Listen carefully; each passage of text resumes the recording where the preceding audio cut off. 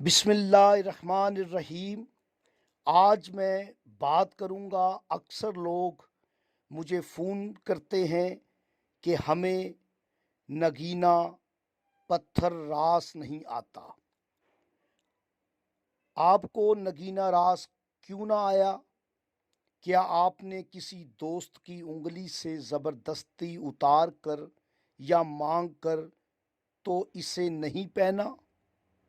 کیا آپ کو کوئی نگینہ راستے میں پڑا مل گیا اور آپ نے اسے اٹھا کر پہن لیا؟ کیا نگینہ پرانا، بد زیب اور کٹا پھٹا تو نہیں تھا؟ کیا نگینہ پہننے کے اوقات نحس تھے؟ کیا محض قیمتی ہونے کی بنا پر آپ نے کوئی سا نگینہ تو نہیں پہن لیا؟ اگر واقعی ایسا ہے تو اس قسم کے نگینے پتھروں کو، انگوٹھی کو ابھی سے اتار پھینکیں، ورنہ بجائے فائدے کے الٹا نقصان اٹھائے گا۔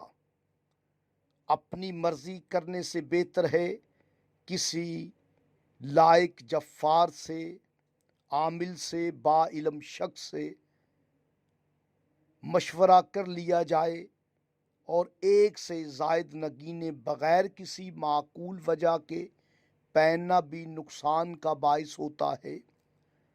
شراب نشہ کرنے والے پر 100% نگینہ برے اثرات چھوڑتا ہے۔